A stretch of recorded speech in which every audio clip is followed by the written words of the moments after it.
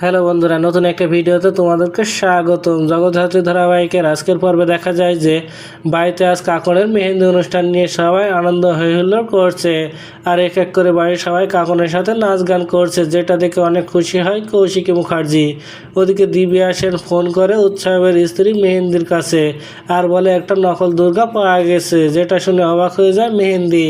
তারপর সেখানে চলে আসে বৈদেহী মুখার্জি আর দিব্যা সেনের সাথে কথা বলতে বলতে সেখানে পৃথার বাবা আসে আর বলে কি সলা পরামর্শ করা হচ্ছে। আর তখন পৃথা এসে তার বাবাকে সেখানকার সকলের সামনে অপমানজনক কথা বলে, কারণ যে কোনো সময় পুলিশ তাকে ধরে নিয়ে যেতে পারে।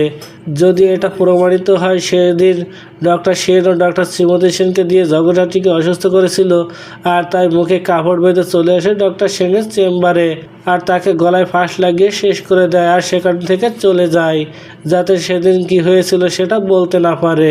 তারপর সেখানে চলে আসে স্বয়ম্ভু আর মিডিয়ার ছদ্মবেশে দুর্গাও চলে আসে।